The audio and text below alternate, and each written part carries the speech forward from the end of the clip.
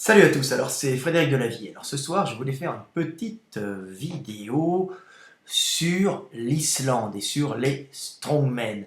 Alors, les hommes forts d'Islande. Alors, l'Islande a la particularité d'être une île faiblement peuplée, donc il y a à peu près 323 000 habitants actuellement, ce qui correspond à peu près deux arrondissements de Paris, en sachant par exemple que le 15e arrondissement de Paris a 240 000 habitants, donc il suffit d'avoir le 15e arrondissement de Paris plus le 7e, et on a à peu près la population totale de l'Islande. Alors, l'Islande, je vais faire une petite vidéo sur l'Islande, pas une vidéo économique, hein, l'Islande, le pays qui a viré ses banquiers, non, on ne va pas parler de ça, on va parler du phénomène des physiques islandais, des strongmen islandais. Pourquoi l'Islande, un si petit pays, a-t-il tout le temps des mecs sur les podiums dans les strongmen? C'est un pays qui affiche tout le temps dans les compétitions de strongmen et de powerlifting, tout le temps plein de géants, des espèces de vikings monstrueux qui remportent souvent les compétitions. Alors pas tout le temps évidemment, on a aussi des Américains, on a des gars d'origine nordique, mais l'Islande qui est une petite population, hein, deux, euh, deux arrondissements de Paris, se retrouve toujours dans les compétitions de strongman et de powerlifting. Alors pour quelles raisons? Alors bien sûr il y a des raisons génétiques, mais ces raisons génétiques sont favorisées par des raisons climatiques et sont des causes climatiques et des causes du milieu, l'Islande qui favorise la sélection des grands individus. Alors, des grands individus, on va en parler, hein. Il y en a eu de très célèbres pour qui suivent les compétitions de powerlifting et surtout de strongman. Moi, dans ma jeunesse, j'avais un magazine, j'étais le directeur d'un magazine qui s'appelait Power Mag, donc on suivait les strongmen et on suivait les powerlifters. Et il y avait évidemment sur toutes les compétitions beaucoup d'Islandais. Alors, le plus célèbre, ou un des très célèbres strongmen, c'est dans les années 90, c'était John Paul Sigmarsson. Sigmarsson, un grand blond, hein, une belle gueule, grand blond, un Thor à voir, hein, un dieu germanique quoi, à voir. Et il était le meilleur de l'époque, hein, et malheureusement il est mort, mais il est mort après avoir gagné, il est mort en championnat, je pense, en compétition, en s'entraînant, hein, après avoir, je ne sais pas si c'est sur un championnat ou sur un entraînement, avoir gagné de nombreux titres d'homme le plus fort du monde. Donc il est mort d'une rupture du pont de l'aorte, hein, qui devait soulever des poids énormes, et à force de soulever, il a déformé sa aorte qui devait avoir une petite faiblesse, et à ce moment-là, il y a eu une déformation, une espèce d'anévrisme, de rupture de l'aorte, et il s'est vidé à l'intérieur de lui, il a fait une hémorragie interne à la sortie du cœur, sa aorte, hein, donc, ce qui envoie, c'est le tuyau par lequel passe le sang pulsé par le cœur dans tout l'organisme, a lâché à cet endroit-là, donc il est mort, il a fait une hémorragie très rapide. Donc, mais c'était parce qu'il était quelqu'un de très fort qui a gagné les championnats, mais il était tellement fort que son cœur pompait tellement que la pression était énorme, ce qui est classique en powerlifting. Les powerlifters sont des gens qui ont une pression énorme. Donc il est mort, mais c'était un héros pour les gens qui font de la force, c'était un héros de la force parce qu'il a gagné souvent. Après on a eu Magnus Ver Magnusson, un strongman très célèbre aussi. On en a eu un autre, Benedict Magnusson, hein, 160 kg, 171 kg, 1m83, donc des gars qui ont quand même euh, des mecs qui ont été connus en strongman et en powerlifting, hein. Et on a eu un dernier qui est connu parce qu'il est apparu dans Game of Thrones, une série qui est suivie dans le monde entier, hein. Donc c'est Hafthor Julius Bjornsson, hein. Je pense que c'est ça, je me trompe un peu, moi je ne suis pas cette série, mais je l'ai vu un peu là-dessus. C'est un gars énorme de 180 kg à peu près, hein, quand il est à son poids le plus gros, pour 2,06 m, donc un géant islandais, hein. Vous l'avez tous vu si vous suivez dans Game of Thrones, hein, Game of Thrones que je ne suis pas, désolé, mais j'ai vu quelques extraits sur YouTube et Facebook aussi, on m'a envoyé, et c'est vraiment un mec très impressionnant. Alors je ne suis pas parce qu'il y a du sang partout, et ça ne m'amuse pas de voir des mecs se tuer, hein.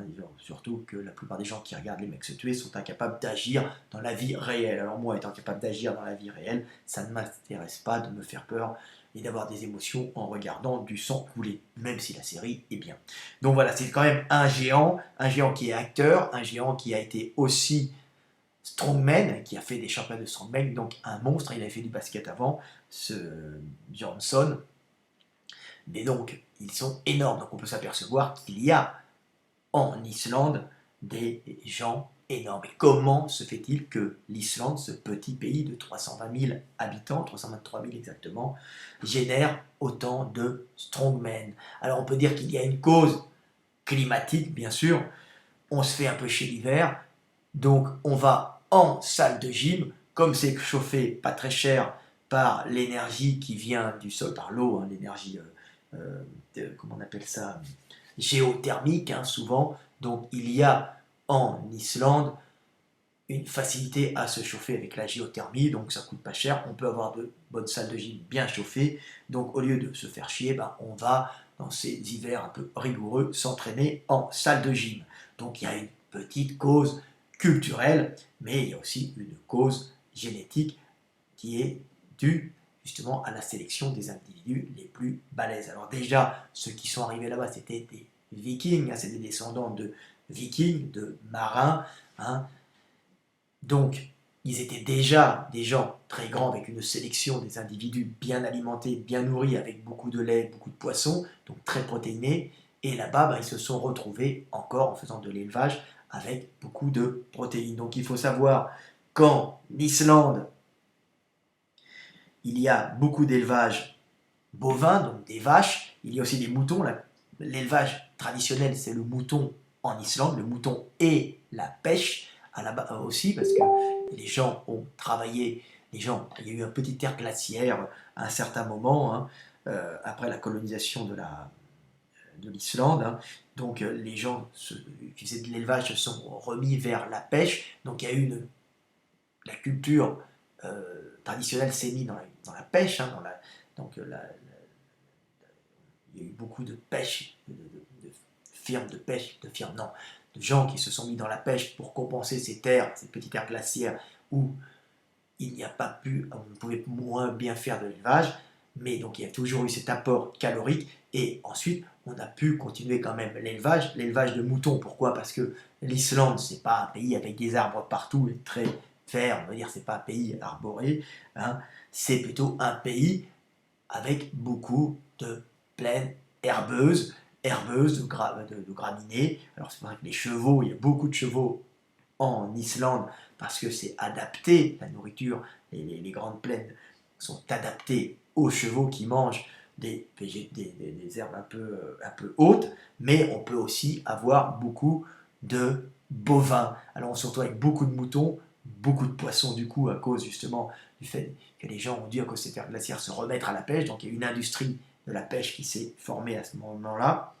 Donc, et aussi les bovins qui sont quand même très nombreux parce qu'il y a beaucoup de fourrage en Islande car ce sont des grandes plaines herbeuses. L'hiver est très rude, on fait rentrer les animaux souvent, hein, mais on peut mettre beaucoup d'herbe de côté du fourrage, donc il y a toujours possibilité d'avoir beaucoup de bovins. Et donc beaucoup de bovins, beaucoup de lait. Hein. Donc on a de la viande, du mouton, de la laine, des bovins, donc on est surprotéiné avec en plus du, du poisson, hein, des poissons fumés de toutes sortes. Hein. C'est délicieux, je pense un jour j'y mettrai les pieds, car rien qu'à penser à ça, à ces animaux à manger, excusez-moi pour les végétariens, mais je suis de nature un peu carnivore, génétiquement, hein, c'est pas, j'aurais préféré être végétarien, mais mon corps réclame beaucoup de viande. Je suis désolé, un peu comme le Dalai Lama qui aurait voulu être végétarien moralement, mais qui,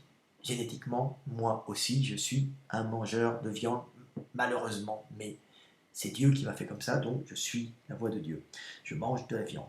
Donc, il y a, à titre de comparaison, en Islande, à peu près 3 vaches et demie par non, une vache pour 3,5 habitants. Donc c'est énorme, car quand on voit par exemple qu'en France, qui est un pays où il y a beaucoup d'élevage bovin, car le climat se prête à l'élevage bovin puisque toute la côte nord de la France est bien balayée et assez humide, très pluvieuse, hein, Normandie, Bretagne, Poitou-Charentes, il y a, surtout Poitou-Charentes, il y a beaucoup de vaches, un peu dans le centre aussi, donc il pleut beaucoup, beaucoup d'herbes, et à ce moment-là, beaucoup d'herbes, les vaches mangent de l'herbe, c'est très vert, donc beaucoup de vaches, et il y a en France à peu près une vache pour 10 habitants, ce qui fait que la France est quand même un pays avec un fort cheptel bovin. Mais vous regardez l'Islande, il y a 3 vaches et demie par 3 vaches et demie, une vache pour 3 habitants et demi, alors qu'en France, il y a une vache pour 10 habitants. Donc on peut voir que l'Islande est surprotéinée. Elle n'a pas de chance pour, par exemple, le maïs. On ne peut pas avoir beaucoup de cochons en Islande car le climat ne se prête pas à l'élevage du cochon. Le cochon est plutôt un mangeur de maïs, un mangeur de déchets. Hein. Donc bon, le cochon n'est pas totalement adapté à l'Islande. L'Islande est un pays de fourrage, de pâturage.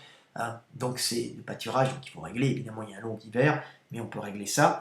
Donc il y a beaucoup de vaches, beaucoup de moutons et de la pêche à côté. Donc qui dit vache, mouton, dit viande. Viande bien grasse parce que c'est des espèces grasses en plus, hein, adaptées à ces climats-là. Les chevaux islandais, par exemple, sont des chevaux assez gras. Il n'y a qu'à les disséquer pour s'apercevoir que leur ventre est rempli de graisse interne pour passer l'hiver. Ce sont des chevaux qui n'ont rien à voir avec les pur sang arabes qui sont desséchés, pas de ventre, hein, qui sont faits pour tenir longtemps et ne pas accumuler de gras et plutôt faire de la rétention plutôt hydrique.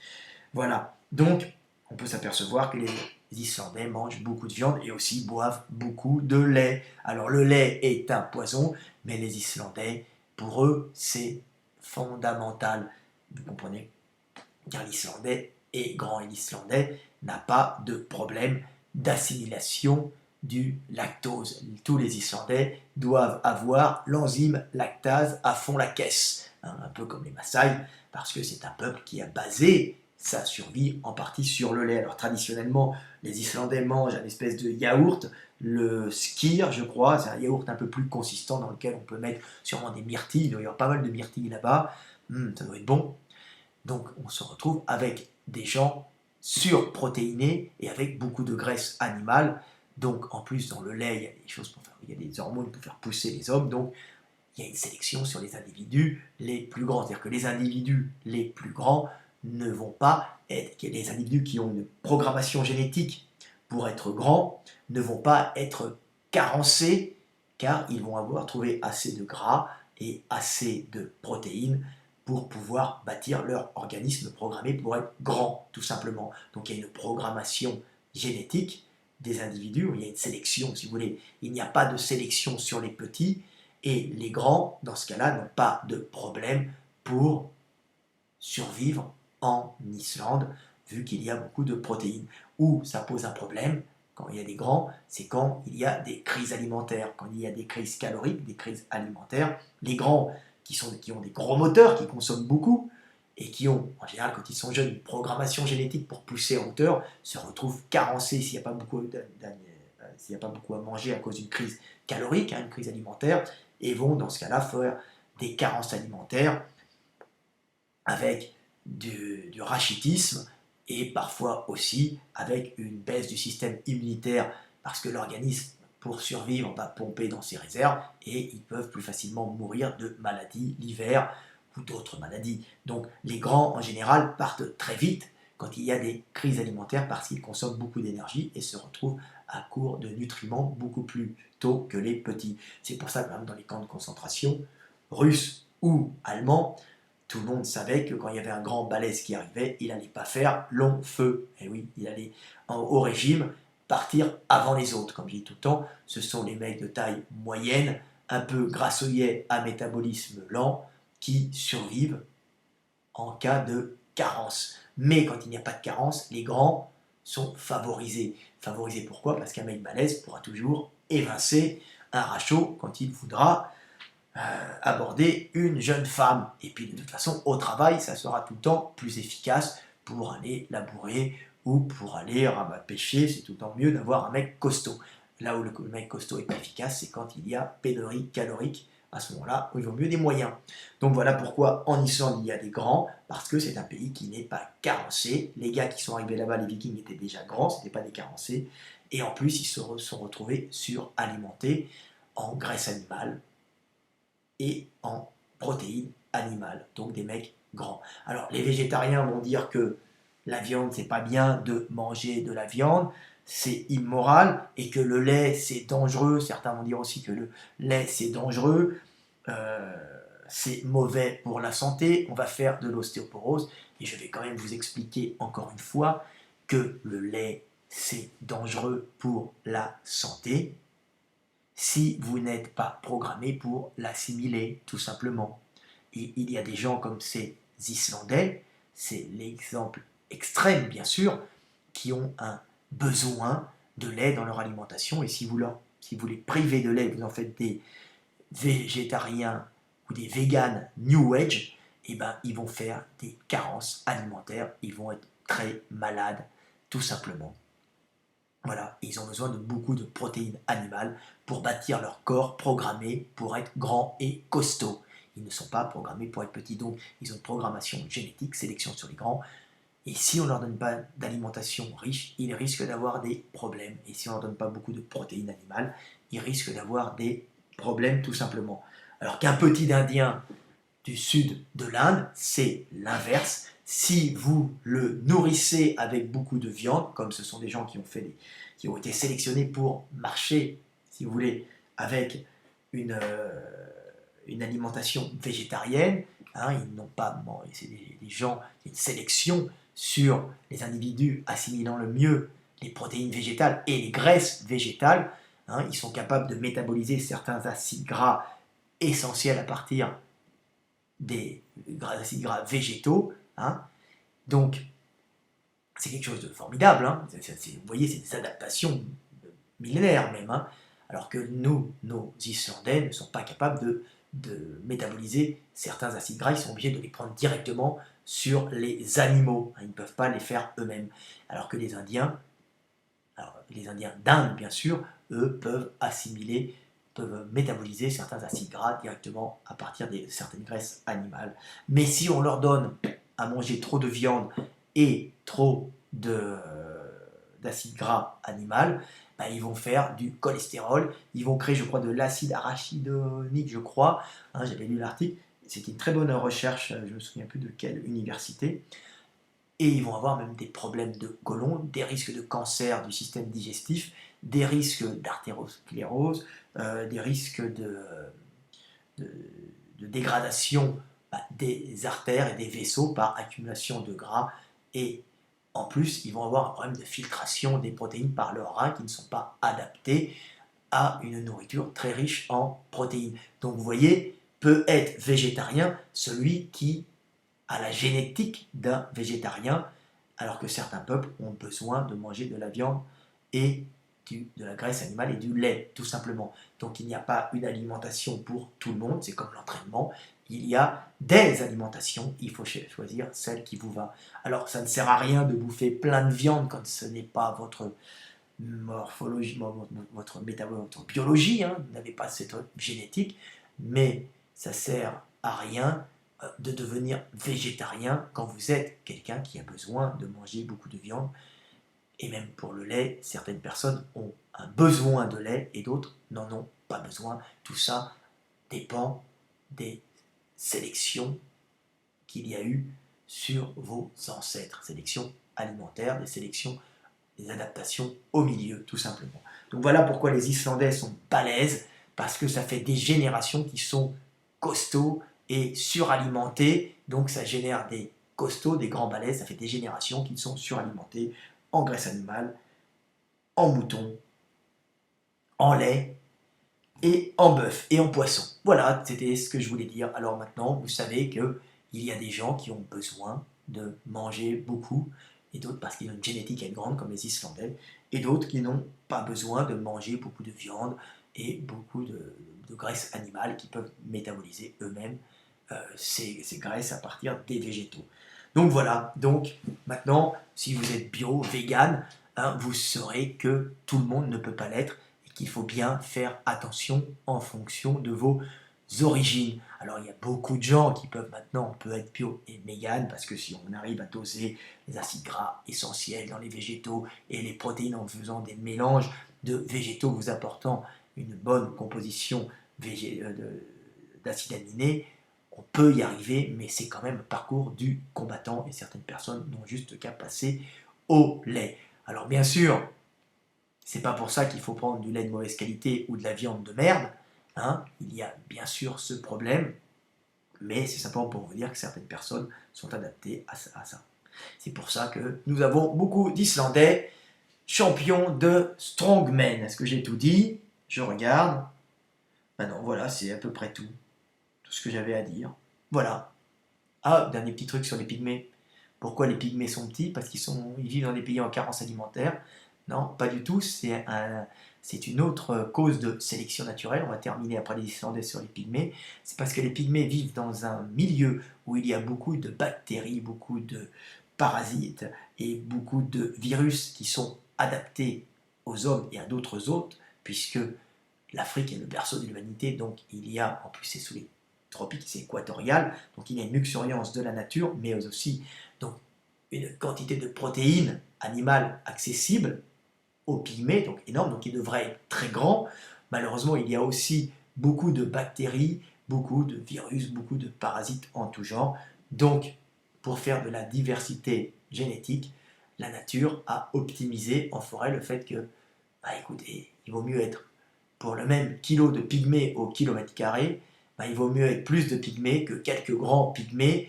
Hein. S'il n'y avait que quelques grands pygmées, eh ben, ils ne pourraient pas faire assez de diversité génétique, donc de mutation aléatoire, qui permettrait de trouver la solution génétique pour le groupe, pour survivre en cas de maladie. Donc les pygmées sont plus nombreux, mais moins baraqués, bien qu'ils mangent beaucoup de viande, car c'est un avantage. Il y a plus d'individus, donc plus de possibilités d'avoir des mutations qui, souvent négatives, sont parfois positives et sont parfois la clé de sortie dans une résistance, une mutation qui génère une résistance à certaines bactéries ou certains parasites. Voilà donc une cause de petite taille, c'est aussi le nombre de maladies, même s'il y a beaucoup de calories. Voilà, c'était Fred Delavier. J'espère que mes vidéos vous apprennent beaucoup et que maintenant vous comprenez le monde et vous voyez que si les Islandais sont grands, sont des géants qui gagnent les compétitions de strongmen, bah c'est parce qu'il y a une cause génétique qui est due au milieu et qui est due au climat et à la géographie du pays et à l'alimentation. Salut, c'était Fred Delavier, 23 minutes, paix sur terre, je vous aime tous.